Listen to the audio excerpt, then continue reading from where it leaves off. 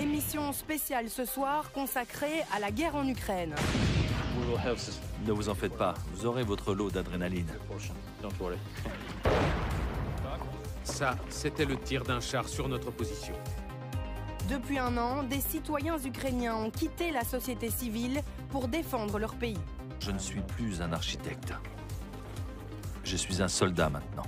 On ne se bat pas pour Zelensky ou contre Poutine. On se bat pour notre nation et pour notre avenir.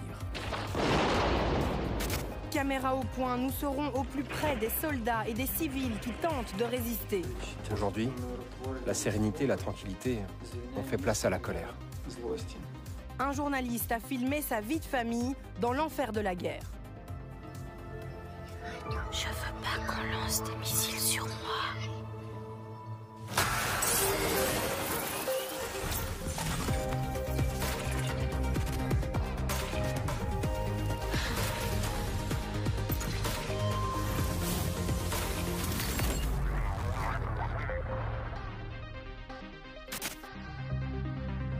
Bonsoir à tous, ravi de vous retrouver. Bienvenue dans Investigation.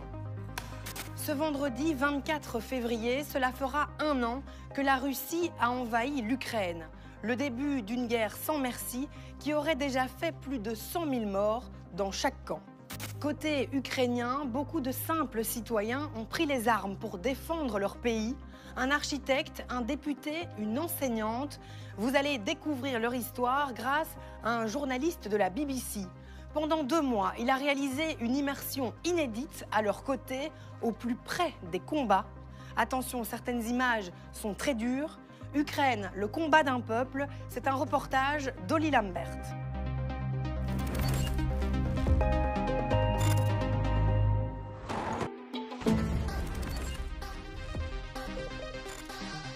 Depuis un an, des millions de civils ont fui l'Ukraine.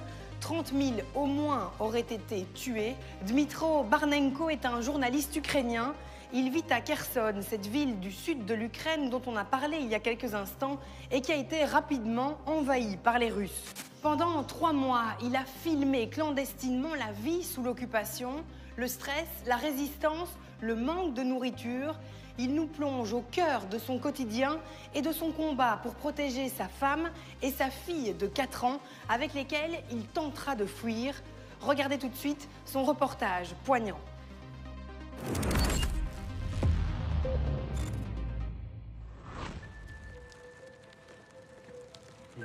J'ai acheté des fleurs. À chaque printemps, j'achète des fleurs.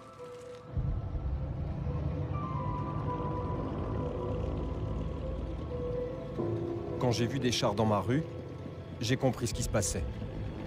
L'armée russe était arrivée. Notre ville était occupée. J'ai commencé à filmer pour me souvenir de ce qui s'est passé.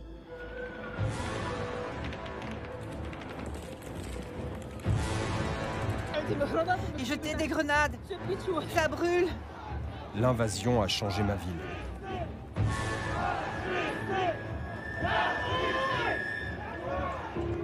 Avec la volonté de transformer une ville ukrainienne libre en une ville russe. La Russie est ici pour toujours et il n'y aura jamais de retour en arrière. C'est notre vie de famille. Nos vies sous l'occupation. On l'a emmené sur l'île. On lui a mis un pistolet sur la tempe et on lui a dit « Quels sont tes derniers mots ?» Ça fait plusieurs jours que je pense qu'ils vont venir me chercher. C'est une question de temps. C'est notre histoire, au cœur de cette guerre qui change le monde. Je veux pas qu'on lance des missiles sur moi.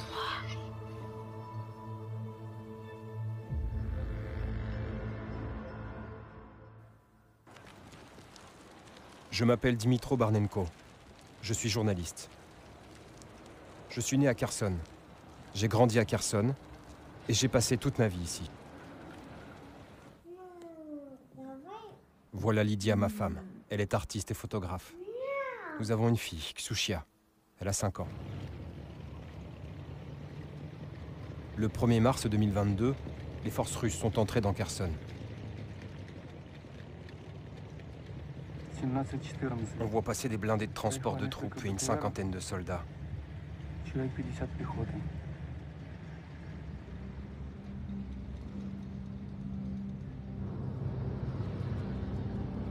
Il y a eu des combats autour de Kherson ces derniers jours.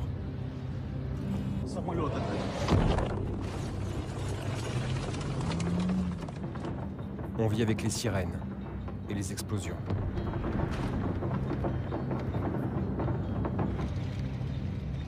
Ils sont en train de prendre notre ville. Tout le monde a peur. On a mis nos matelas dans le couloir. Là, on est protégé par d'autres murs. Et on a des jeux pour que Xuxia reste calme. Bonne nuit, araignée. Bonne nuit. Je pense que toute situation de crise nous aide en quelque sorte à grandir. Moi, en tout cas, ça me permet de tenir.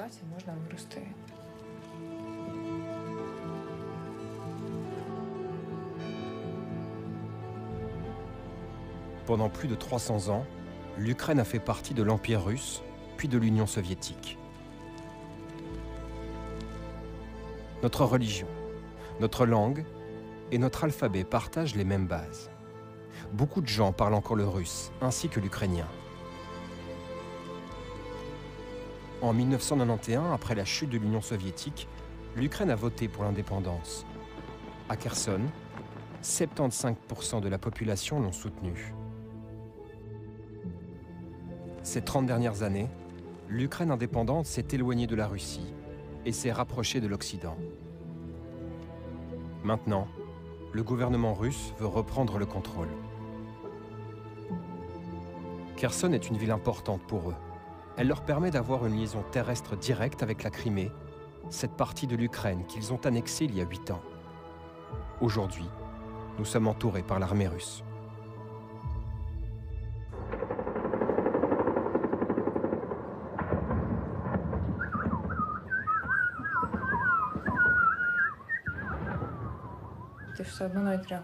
La présence de notre fille nous rend plus forts. On essaie de la distraire et dès qu'elle est couchée, on va lire les infos. C'est difficile à supporter. Il y a tout le temps des explosions. Kherson est une petite ville et quand on tire près de Mykolaïv, la ville voisine, on entend tout.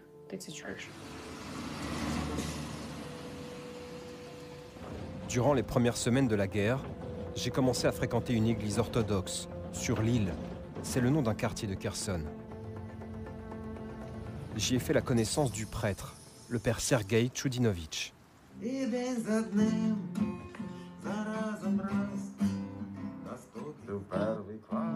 est assez connu à Kherson. C'est une personne intéressante.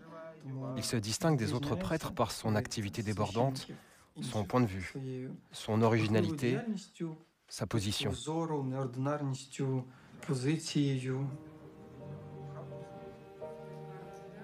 Il dirige un centre communautaire dans lequel il fournit des médicaments gratuits, il propose du café, il sert même de salon de coiffure mobile. Le père Sergueï officie comme prêtre militaire depuis le début du conflit avec la Russie en 2014.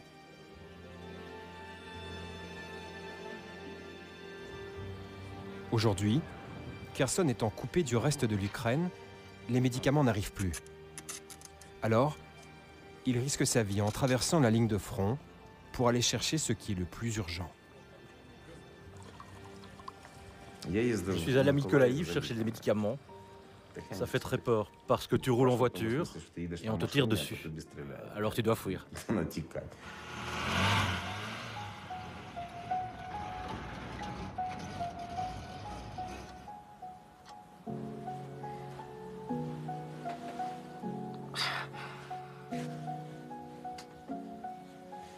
De l'autre côté de la ville se trouve notre maison de famille. Celle dans laquelle j'ai grandi avec ma sœur Marina et mon frère.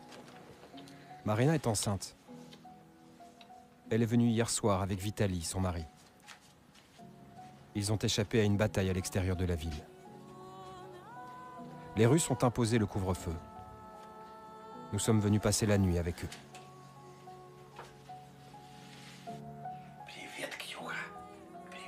Salut Xuxa, salut Timish, salut Marichka. Il s'est caché, le petit frère est là.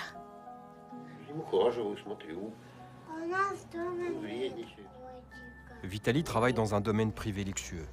Il gère un hôtel, des écuries avec des chevaux et un petit zoo. C'est un complexe chic, un des meilleurs de la région. Maintenant, c'est proche de la ligne de front et c'est dangereux d'y aller. Ma sœur Marina n'a nulle part où vivre. Elle cherche un passeur pour sortir de la ville. Je vous emmène à Mykolaiv pour 1500 $, jusqu'à la frontière avec la Moldavie et la Roumanie pour 2000 $. Hier et aujourd'hui, j'ai emmené les gens, ça s'est bien passé.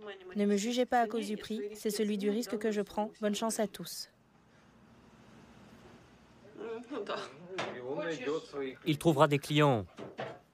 Il comprend que ceux qui veulent se casser en Europe, ils ont des sous.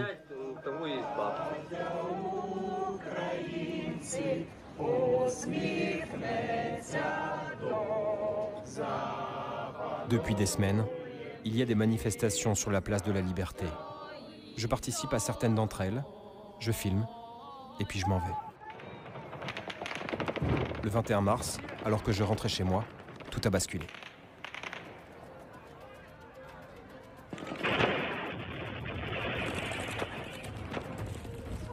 J'étouffe! Ils ont tiré avec quoi? Une sorte de grenade. Ça brûle. Je suis parti juste à temps. Au début, j'ai pensé que la grenade allait exploser. Je me suis mis à courir.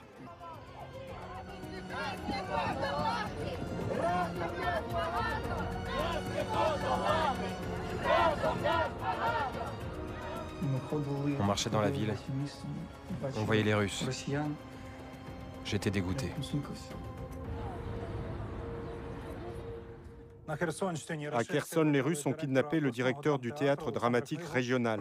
Ils l'ont sorti de chez lui et l'ont emmené vers une destination inconnue. Il est également le député d'un parlement local. La télévision ukrainienne rapporte une liste qui ne cesse de s'allonger de personnalités locales importantes qui ont disparu. Certaines sont enlevées chez elles, d'autres pendant des manifestations. Certains sont libérés, d'autres ne reviennent jamais. J'ai vu Sacha. Oui. Des Russes l'ont emmené sur l'île. Ils lui ont mis un pistolet sur la tempe et lui ont dit « C'est quoi tes derniers mots ?»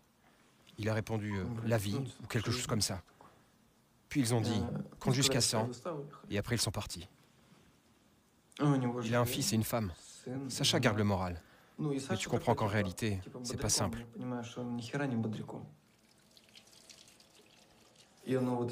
Moi, je sens maintenant que l'étau se resserre.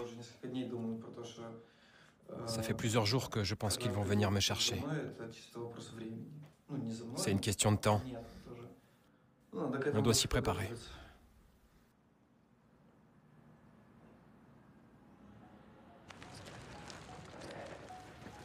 Les nouvelles sont rares.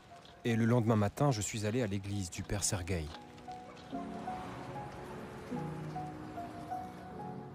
En arrivant, j'ai compris qu'il s'était passé quelque chose. Avais-tu eu ces gars avant? C'était qui? On dirait des flics. Ils ont dit qu'ils étaient de la police et qu'ils ramèneront le prêtre dans 1 heure. Donc ils l'ont arrêté? Pas arrêté, mais emmené, oui.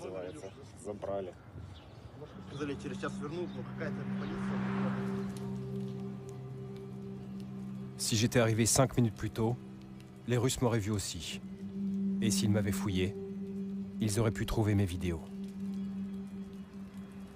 Moi aussi, j'aurais pu être emmené. Le fait qu'une personne aussi connue que le père Sergueï soit enlevée montre que personne n'est en sécurité. Je m'inquiète pour son téléphone portable.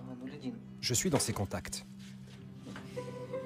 A-t-il su supprimer nos échanges?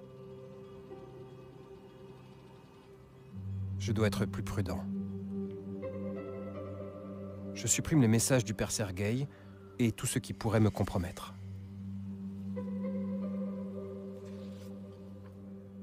Ce soir-là, sur Facebook, le père Sergueï a posté une nouvelle vidéo. Je suis vivant. Je n'ai pas été frappé. Je suis sain et sauf. On a longtemps parlé avec moi. On m'a posé plein de questions sur l'Église et sur nos programmes sociaux. Je n'ai qu'une envie, prendre une bonne douche et me coucher. Merci à tous ceux qui prient pour moi et s'inquiétaient pour moi, à ceux qui se demandaient ce qui m'arrivait.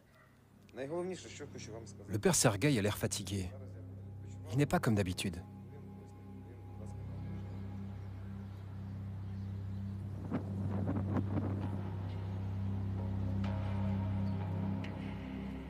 Une nouvelle information choquante sur les atrocités commises par des occupants. Les enquêteurs ont déjà sorti du territoire de la région de Kiev 410 corps de civils tués. Les rues sont jonchées de corps de civils. Ce sont des banlieues de Kiev, Irpin, Hostomel, Boutcha, Dmitrivka. Il y a eu un moment crucial pour tout le pays, c'est Boutcha. Ils tuaient des gens simplement dans les rues. Les occupants leur liaient les mains avec des rubans blancs et ensuite leur tiraient dans la nuque. Je me souviens de ce moment. Tu ne peux rien faire avec ces souvenirs. Tu sens la haine monter en toi et tu ne peux rien y faire. À Kherson, j'ai entendu que les femmes étaient violées et qu'ensuite leurs corps étaient jetés comme des déchets.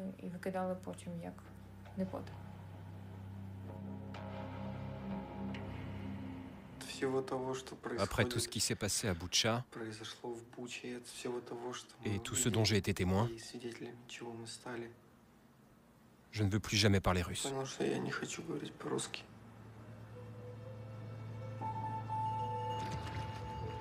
La réalité de cette guerre est impossible à digérer. Nous faisons semblant de vivre normalement pour protéger Ksiusha.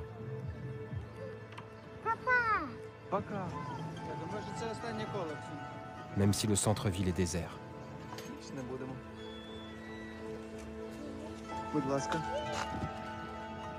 Que comprend-elle?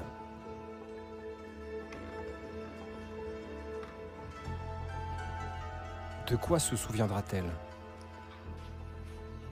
Est-ce que tout cela va la changer? Viens avec moi. Je devrais bientôt y aller. Où? Je suis de garde aujourd'hui. J'aide les messieurs à l'hôpital. Tu reviens quand? Demain. Quand demain? Tu dormiras. Et après, je serai là. On sera ici. Tu dormiras dans un couloir avec maman, en sécurité. Ici. Dans le couloir. Ah oui. Je veux pas qu'on jette des missiles sur moi. Moi non plus. J'ai vu un robot. Et que faisait-il? Il volait. Je l'ai vu. Il voulait me tuer. Je tombais. Je voulais me promener. Je ne pouvais pas. Il voulait me tuer. C'est un robot méchant. Oui. Je suis avec toi, tu comprends? Maman aussi. Apporte-moi mon dinosaure.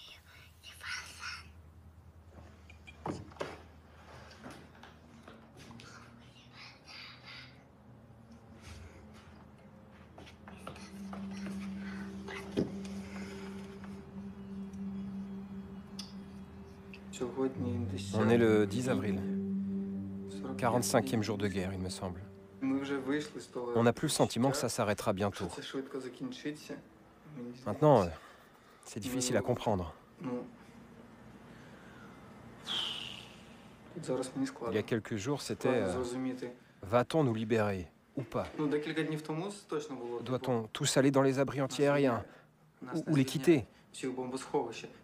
Les Russes vont-ils tirer ou pas?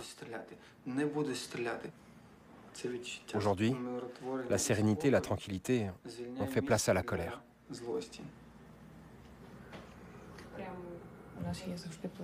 On peut toujours s'entraider, s'appuyer l'un sur l'autre. Je ne vois pas avec qui d'autre je pourrais traverser tout ça aussi à l'aise. pour autant qu'on puisse se sentir à l'aise.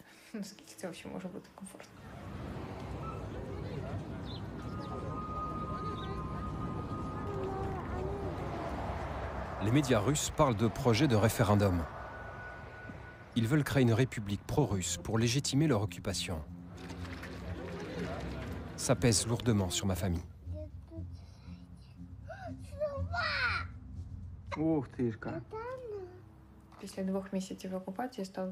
Je pensais que tôt ou tard, on devrait partir. Quand on nous demandait « vous allez partir ?», on répondait « oui, un jour ». On a toujours dit que l'on quitterait Kherson, tôt ou tard.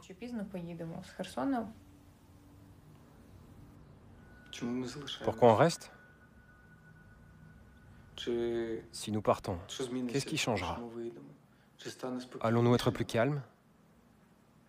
Est-ce que ça ira mieux?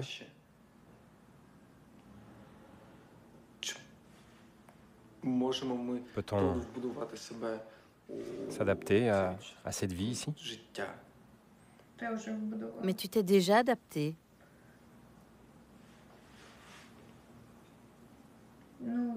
J'y ai pensé aussi, et je ne sais pas quel est le bon choix. C'est douloureux d'hésiter. C'est un vrai dilemme entre une option et une autre.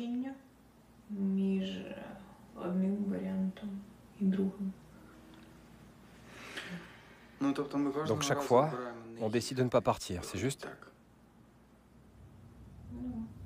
Oui.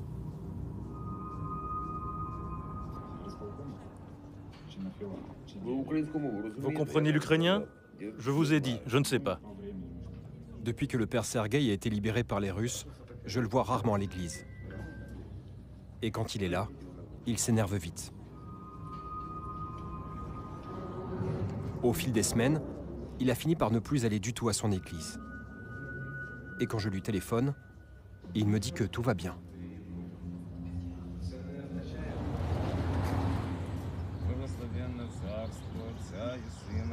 Après des semaines de silence, il poste un autre message. Il a fui Kherson et a voulu mettre les choses au clair. La vidéo qu'il avait filmée après avoir été arrêté par les Russes n'était que mensonge. Tout ne s'est pas passé comme ils m'ont obligé de le dire dans ma vidéo du 30 mars.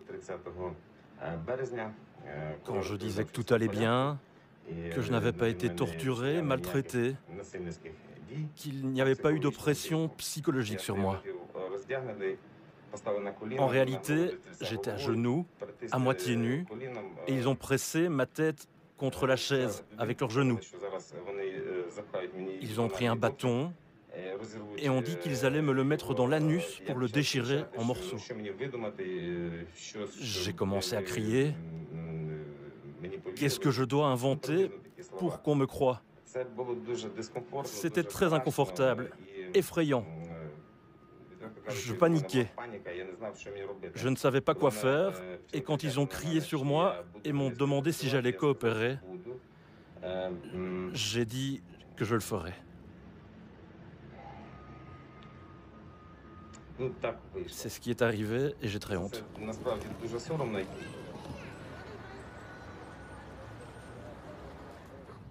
Les forces russes intensifient leur campagne pour débarrasser ma ville de son identité ukrainienne. Les drapeaux et les symboles ukrainiens sont retirés. Les monuments à nos héros sont détruits. Des drapeaux russes flottent maintenant au-dessus des principaux bâtiments gouvernementaux, y compris sur la place de la Liberté.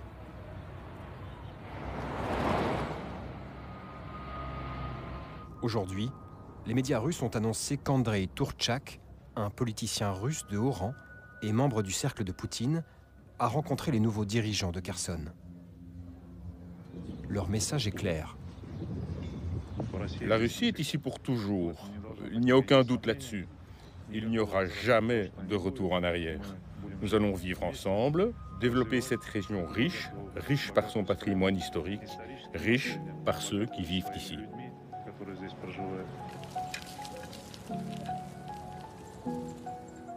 On dit que la moitié de la population a déjà fui Kherson.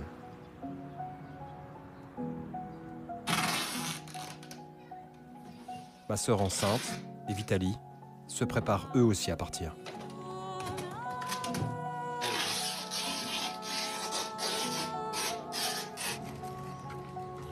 Les services de sécurité russes ont pris le contrôle du complexe de luxe et ont menacé Vitaly. Ils sont arrivés, les membres du FSB, tous avec des mitrailleuses. Tu parles avec l'un et les autres courent derrière, à travers les écuries, vers toi, en pointant les mitrailleuses sur toi. Quand ils sont venus pour la dernière fois, c'étaient les plus gonflés, les plus effrontés des FSB. Car ils se fichaient de qui tu étais, d'où tu venais, ils parlaient comme des racailles. Un mec est venu vers moi, il m'a donné une grenade et il l'a dégoupillée. Il est parti 5 mètres plus loin, puis il est revenu et il a commencé à rire, à sourire, à dire que c'est une blague. Une blague.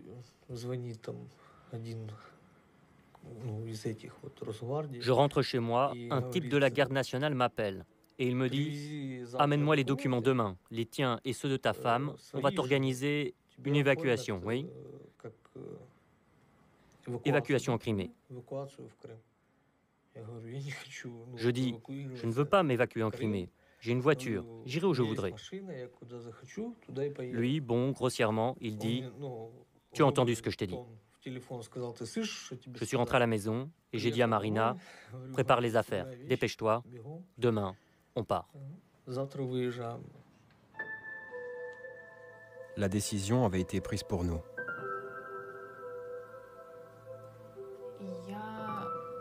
Je n'étais absolument pas prête à ça. Il y a toujours quelque chose à faire. Je crois que l'on peut comparer ça avec la mort. Tu essaies de faire toutes les dernières choses sur Terre. De l'eau, des collations, du chocolat, des noix. Bref, tout ce qui se garde longtemps.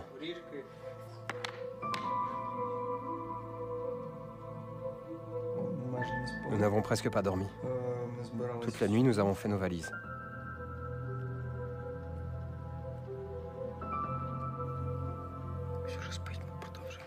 Ksyusha dort. Et nous, on continue à se préparer. J'ai noté des informations sur ma fille au cas où. Pour ses tuteurs, s'il nous arrive quelque chose. Je mettrai ce papier ici. C'est sa carte de bibliothèque. Je vais la mettre ici et l'accrocher à Ksyusha.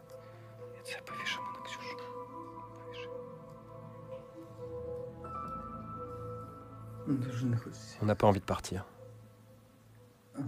Mais la décision est prise.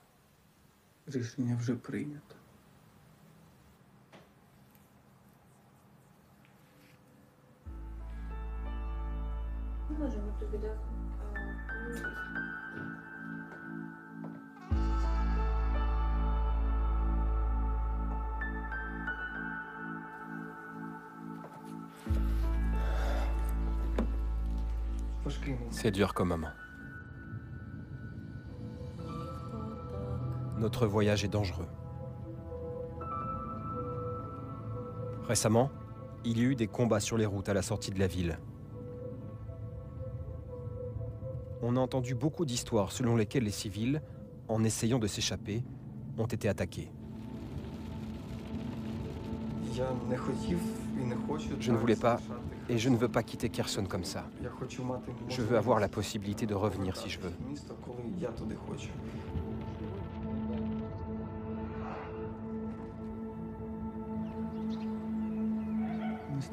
On est resté 8 heures au point de contrôle. Marina a appris qu'on pouvait dormir dans une école maternelle.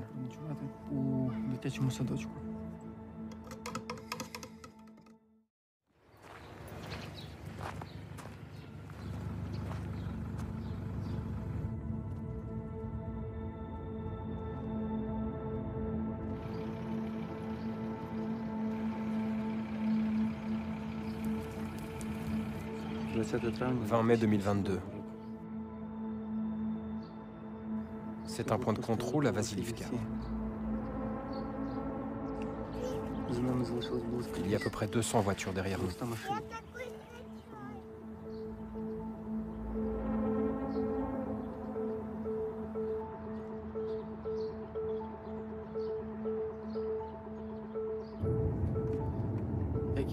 Vous en pensez quoi? C'est toujours dangereux. On traverse le No Man's Land, entre les lignes de front. Il y a un vrai risque de se faire tirer dessus. J'ai très peur. C'est trop dangereux de filmer au point de contrôle. Mais je filme quand je peux. Ksiusha regarde les dessins animés et dort.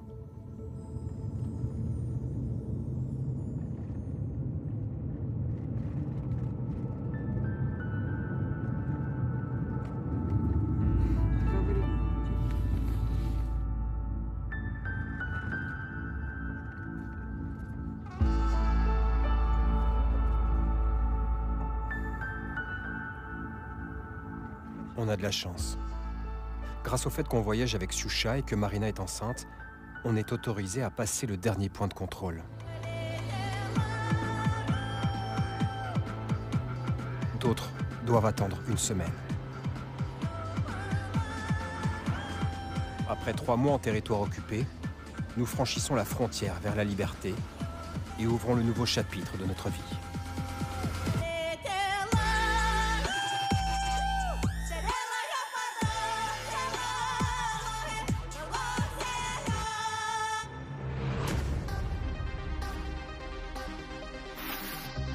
Voilà pour cette émission spéciale consacrée à la guerre en Ukraine. Pour réagir, écrivez-nous à l'adresse investigation@rtbf.be. On revient bientôt sur la une. D'ici là, continuez à nous suivre sur les réseaux sociaux et notamment sur notre page Facebook. Très bonne soirée et à bientôt.